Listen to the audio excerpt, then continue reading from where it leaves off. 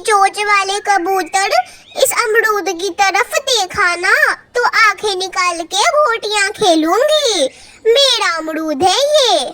किसने कह दिया कि यह अमरूद तुम्हारा है? इस अमरूद को पहले मैंने देखा था और पहले मैं यहाँ पर आया था, तो ये अमरूद मेरा हुआ। अगर एक अमरूद की बात होती तो मैं तुम्हें छोड़ देता और दे देता ये अमरूद, पर नहीं, ये तो तुम्हारे रोज का ही है। रोज की रोज तुम मुफ्त की लड़ाई करती हो मुझसे। मैं तो आज तुम्हें छोड़ देता, पर नहीं, रोज रोज मैं तुम्हारी मुफ्त की लड़ाई नहीं सह सकता। आज तो मैं भी पीछे नहीं हटूंगा। देखते हैं ये अमरूद कौन खाता है। अच्छा, तो फिर आओ देख लेते हैं कि यह अमरूद किसका है। बहुत दम आ गया है ना तुझमें, एक कव्वी से लड़ रहा है। आजा, देखते हैं किसमें ज्यादा दम है। जैसे ही कव्वी अमरूद के पास जाती है, दोनों में बहुत जोरों की लड़ाई होने लगती है। लड़ाई की आवाज सुनकर रानो चिड़िया भी वहाँ पर आती है और कबूतर और कव्वी को लड़ते देख वहाँ जाकर कहती है, अरे अरे, आप दोनों क्यों लड़ रहे हो? रुक जाओ, किसी एक दूसरे को चोट लग जाएगी। चिड़िया बहन, ये गोरी कव्वी तो पूरे जंगल को अपना समझती है, किसी को कुछ खाने पीने भी नहीं देती है। कभी कभी हो तो ना, ये तो रोज का मुफ्त का लड़ाई ही करती रहती है, मेरे अमरूद के पीछे पड़ी है। गंदी आंख वाले मोटे कबूतर, तुमने मेरे सर से खून निकाल दिया, मेरा सर फाड़ दिया सिर्फ एक अमरूद के चलते। रुको, मैं इसका बदला जरूर लूंगी। तुम्हें क्या लगता है, कव्वी हो तो कुछ नहीं करूंगी। उसके बाद गोरी कव्वी अपने घोंसले की ओर निकल पड़ती है। कालू, कालू, यह देखो, उस मोटे आंख वाले कबूतर ने मेरा सर फोड़ दिया। सिर्फ एक अमरूद के लिए उसने मेरा सर फोड़ दिया है। मैं उसे बदला लेना चाहती हूँ कालू। एक कव्वी होते हुए भी उसने मेरा सर फोड़ा है।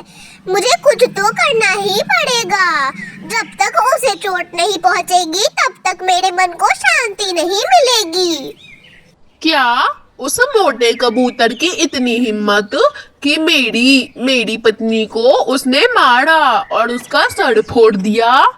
रुको कव्वी, रुको, मैं तो उसे जान से ही मार दूंगा।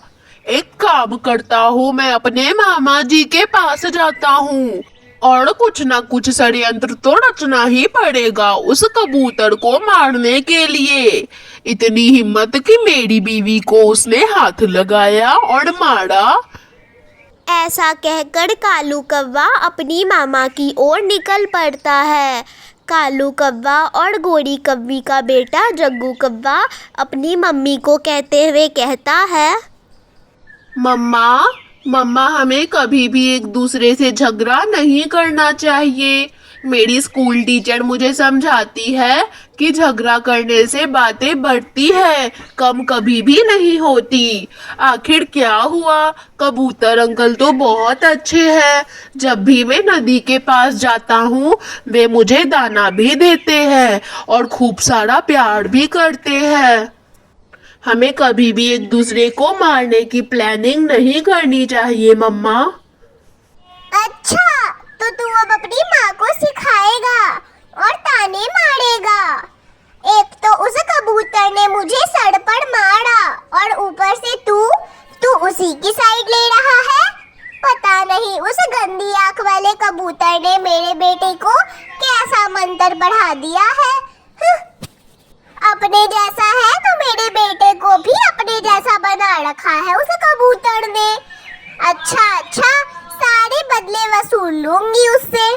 ठीक है मम्मा, मैं अभी नदी से पानी पीकर आता हूँ, मुझे खूब जोरों की प्यास लगी हुई है।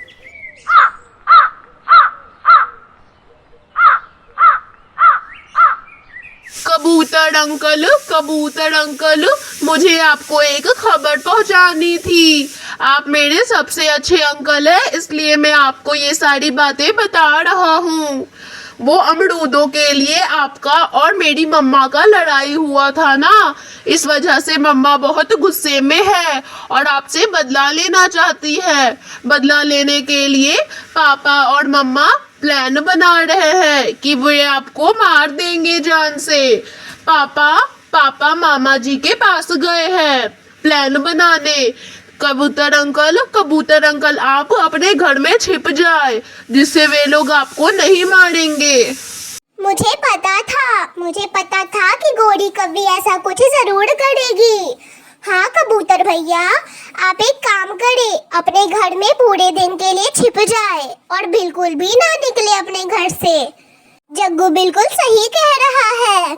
उधर तो रानू चिड़िया, कबूतर और जग्गू कब्बे की बात हो रही थी और इधर कब्बा अपनी मामा से कहता है, मामा जी आज मैं आपसे कुछ पूछने आया हूँ। मेरे जंगल में एक मोटी आँख वाला कबूतर रहता है। आज एक अमरूद के लिए उसने मेरी बीवी का सर फाड़ दिया। मुझे बहुत गुस्सा बढ़ रहा है। आप कुछ योजना बताएं जिससे मैं उस कबूतर को खत्म कर सकूं। मेरा प्लान तो है उस कबूतर को मार डालने का। इसके बारे में आपके दिमाग में क्या योजना आ रही है मामा जी? मुझे कोई ना कोई उपाय तो चाहिए ही, तभी गोरी को शांति मिलेगी। ठीक है, मेरे पास एक उपाय है जिससे मैं उस मोटी आंख वाले कबूतर को हमेशा के लिए खत्म कर दूंगा। रात को मैं मशाल लेकर आऊंगा और उस मशाल से हम उस कबूतर का घर जला देंगे। इससे पूरे घर में आग लग जाएगी और तुम्हारी बीवी गोरी को भी शांति मिल जाएगी। अरे वाह, मुझे पता था मेरे मामा जी कोई ना कोई उपाय जरूर लगाएंगे।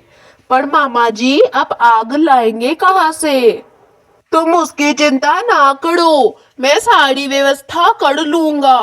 अभी तुम अपने घोंसले की ओर जाओ, वरना किसी को शक हो जाएगा।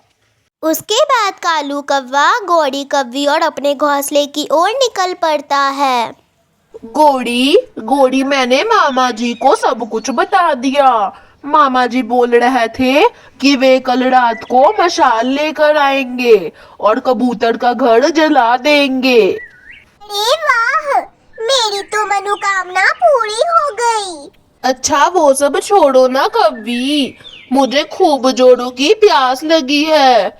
चलो पानी पीने चलते हैं नदी से। जग्गू बेटा, आपको पानी पीना है? नहीं मम्मा, आप लोग जाएं, पानी पीकर आए नदी से। मैं थोड़ी देर में पानी पीने चला जाऊंगा।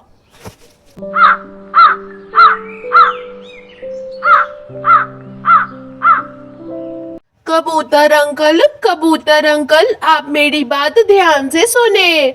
मुझे जल्द ही आपके घर से निकलना होगा, वरना मम्मी पापा मुझे देख लेंगे। कबूतर अंकल, पापा गए थे मामा से बात करने। मामा पापा को बताते हैं कि आज रात वे आपका घर जला देंगे, जिससे आपका घर तो गया और उसके साथ आप भी मर जाओगे। कबूतर अंकल, मैं नहीं चाहता कि आप जैसे अच्छे पक्षी को कुछ हो, इसलिए आप एक काम करें, रानू आंटी के घर चल जाए। रानू आंटी का घर बहुत ही सेफ है, वहां पर आपको कुछ भी नहीं होगा। आप जाएं, मैं भी घर से निकलता हूँ, क्योंकि रात होने में ज्यादा वक्त बाकी नहीं है और मम्मी पापा नदी से पानी पीने गए हैं। बस घोंसले में आ ही रहे होंगे। अब मैं चलता हूँ। कबूतर जैसे ही ऐसा सुनता है, वह रानू चिड़िया के घर की ओर निकल पड़ता है। उसी रात कव्वे के मामा जी उसके घर आते हैं और कव्वा कव्वी को उठाकर मशाल लेकर कबूतर के घर की ओर निकलते हैं। जब वे लोग उड़ रहे होते हैं और मामा कव्वे के पास चिंगारी होती है, जिससे उनके घोंसले में चिंगारी चली जाती है, पर उन्हें ध्यान नहीं जाता और वे लोग उड़ते उड़ते कबूतर के घर पर जा पहुंचते हैं और वे लोग कबूतर का घोंसला जला देते हैं और अपने घोंसले की ओर निकल पड़ते हैं। मेरा घोंसला जल गया। मेरे घोंसले में तो मेरा बच्चा जग्गू भी था, वो उस घोंसले में सो रहा था, मतलब मेरा बेटा जग्गू भी जल गया। उस घोंसले की जगह राख रखे है, राख। अब मैं क्या करूं? नहीं कव्वी, तुम्हारे बच्चे को कुछ भी नहीं हुआ। जितना दिमाग तुम्हारे बच्चे में है, शायद अगर तुम में होता तो कितना अच्छा होता, पर तुम्हें तो जरा सी दिमाग ही नहीं है। एक लड़ाई के चलते तुमने कबूतर का घोंसला जला दिया। तुम्हारे घोंसले में थोड़ी सी चिंगारी चली गई थी और जग्गू की चिल्लाने की आवाज हमारे घोंसले तक आई। क्योंकि हम आपके पड़ोसी हैं, तो हमने जग्गू को बचाकर अपने घर में रख लिया। अब कव्वी समझ चुकी थी, हमें कभी भी किसी का बुरा नहीं करना चाहिए।